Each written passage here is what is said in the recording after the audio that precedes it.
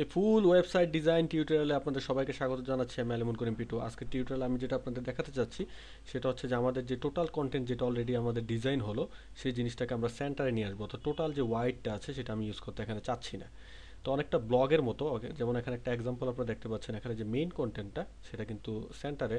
তো উপর একটা এখানে ইউজ করা হয়েছে একটা লগো, আর এখানে একটা ব্যানার ইউজ করা হয়েছে। তো আমরা যদিও এগুলো করব না, কিন্তু আমরা মাঝখানে আমাদের কন্টেন্টটা নিয়ে আসবো, যেটা দেখতে আরও আমার কাছে মনে হয় যে আরও বেটার হবে। তো প্রিভিয়াস টিউটোরিয়ালে আমরা কয়েন স্লাইডার দেখিয়েছিলাম, সেটা ছিল কয়েন স্লাইডার, একটার পর একটা ইমেজ আসছে। তো আজকে আমরা পিছনের ব্যাকগ্রাউন্ড একটা দেই। তো চলুন শুরু করা যাক। তো ব্যাকগ্রাউন্ড দেওয়ার জন্য ফার্স্টে যেটা আমাদের করতে হবে, টোটাল যে আমাদের হোয়াইটটা আছে সেটা কমিয়ে দিতে হবে ফার্স্টে। তো টোটাল হোয়াইটটা যদি আমি কমাতে চাই তাহলে নিশ্চয়ই এই পুরো কন্টেন্টটা যেটার মধ্যে আছে, অর্থাৎ যে ডিভের মধ্যে আছে সেই ডিভের যে সাইজটা সেটা কমিয়ে দিলেই আমার টোটাল কন্টেন্টটাও কমে যাবে। তো আমরা আগে দেখে নিই যে আমাদের যে কোড আছে, অর্থাৎ index.php, যেটা আমি ফার্স্ট টিউটোরিয়ালে দেখেছিলাম। তো আশা করি যে আপনারা ফার্স্ট টিউটোরিয়াল থেকে শুরু করে সেকেন্ড টিউটোরিয়াল, থার্ড টিউটোরিয়াল, তিনটা টিউটোরিয়াল দেখেছেন এই টিউটোরিয়ালটি দেখার আগে। তো এখানে যে পেজ র্যাপ নামে আমি যে ক্লাসটা ওপেন করেছিলাম, যেটা সবগুলো কন্টেন্ট আছে, হেডার আছে, তারপর এর নিচে ঠিক আছে হচ্ছে নেভিগেশন, তারপর আছে হচ্ছে কয়েন স্লাইডার, অর্থাৎ স্লাইড মেন কন্টেন্ট আছে, মেন কন্টেন্টের মধ্যে স্লাইড বক্স, স্লাইডার এগুলো আছে। তো এখানে যে ডিপটা আছে যেটা হচ্ছে পেজ র্যাপ, এটা আসলে পুরোটাকে মানে মুড়িয়ে রেখেছে পুরো কন্টেন্টটাকে। তো এটা যেহেতু পেজ র্যাপ, তো পেজ র্যাপের উপরে আছে হচ্ছে বডি। তো আমার এই যে ডিপটা আছে সেটাকে আমি যদি কমিয়ে দিই, অর্থাৎ হোয়াইটটা কমিয়ে দিই, তাহলে যে টোটাল যে পেজের যে ডিজাইনটা আপনারা দেখতে পাচ্ছেন সেটাও কমে যাবে। তো সেটা প্রুভ করার জন্য আমি এখানে এসে উপরে এসে আমি লিখছি হচ্ছে পেজ র্যাপ, যেটা আমার ক্লাস যেহেতু সেই জন্য ডট সাইন, আইডি হলো হতো হ্যাশ। তো আমি নিচে এসে আমি জাস্ট এখানে দিচ্ছি হচ্ছে এটার হোয়াইট, WIDTH, অর্থাৎ 85%, অর্থাৎ টোটাল 100% থেকে 100%-এর মধ্যে টোটাল যে বডিটা আছে এটার 80% হবে, 85% হবে আমার পেজ র্যাপ। তো আমি সেভ করে আমি যদি এখানে রিলোড করি, জিনিসটা দেখতে পাচ্ছেন আপনারা যে এখান থেকে জিনিসটা কমে গেল, কিন্তু জিনিসটা কিন্তু সেন্টারে না। তো মাঝখানে নিয়ে আসার জন্য আমরা ইমেজটাকে মাঝখানে নিয়ে আসার জন্য আমরা যেরকম নিচে মার্জিন ইউজ করেছিলাম, সেম জিনিসটা আমি ঠিক কপি করে ঠিক এখানে এসে পেস্ট করে দিলাম।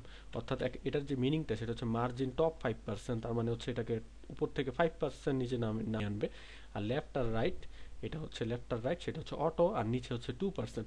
তো এখানে 5% যেটা আছে, আমি আগে এটা সেভ করে আগে এখানে এসে রিলোড করি জিনিসটা কি হয় দেখার জন্য। তো অটোমেটিক দেখতে পাচ্ছেন যে জিনিসটা মাঝখানে চলে আসলো, কিন্তু উপরের গ্যাপটা সেটা অনেক বেশি। তো সেটা কমানোর জন্য আমি এখানে জাস্ট একটু চেঞ্জ করে দিচ্ছি, সেটা হচ্ছে আমি এখানে 2% দিলাম। তারপর সেটা সেভ করে আমি এখানে এসে আবার রিলোড করলাম। তো মোটামুটি আমি স্যাটিসফাইড। তারপরে যেটা করতে হবে, পিছনের যে ব্যাকগ্রাউন্ড যেটা আপনারা সাদা দেখতে পাচ্ছেন সেটা চেঞ্জ করতে হবে। আর আরেকটা জিনিস যেটা, সেটা হচ্ছে ইমেজটা কিন্তু এখন আরও ছোটো হয়ে গেল, তো ইমেজটাকে ঠিক করতে হবে। তো ফার্স্ট টাইম ব্যাকগ্রাউন্ডটা চেঞ্জ করি, ব্যাকগ্রাউন্ডে ইমেজ দিব।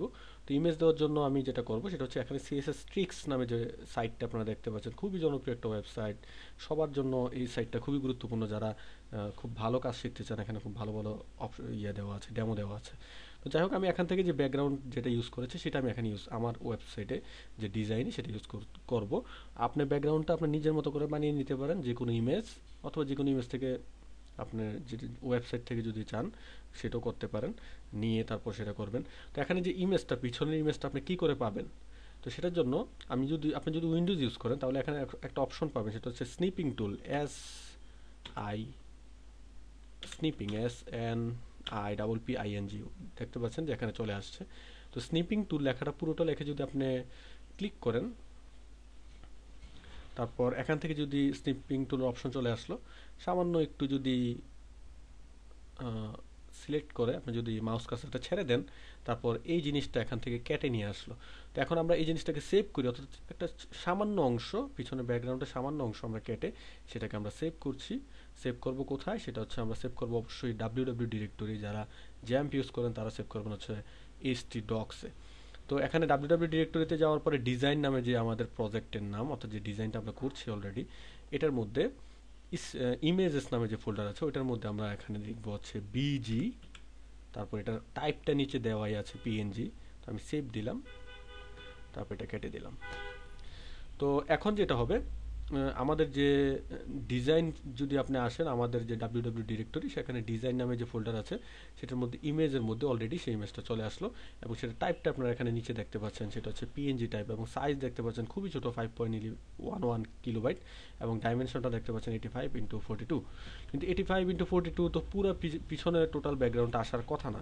তো আমরা দেখি যে এটা আসে কিনা।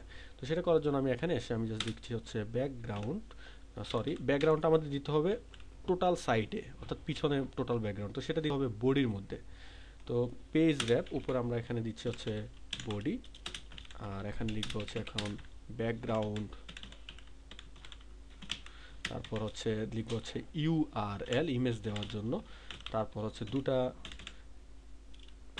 তারপর এখানে ডট ডট দিয়ে একটা স্ল্যাশ দিয়ে লিখবো হচ্ছে ফোল্ডারের নাম ইমেজেস, যেটা হচ্ছে আমাদের ফোল্ডারের নাম, আর ফাইলের নাম হচ্ছে বিজি ডট পিএনজি।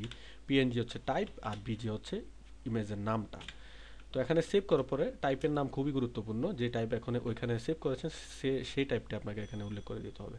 তো সেভ করার পর এখন যদি এটা এখানে এসে রিলোড করি, তাহলে আমাদের পিছনের যে কাঙ্ক্ষিত যে ইমেজ সেটা আমরা পেয়ে গেলাম। তারপর যে সমস্যা সেটা হচ্ছে যে এই যে ইমেজটা যেটা ছোট হয়ে গেল, এই ইমেজটাকে আমরা বড় করব।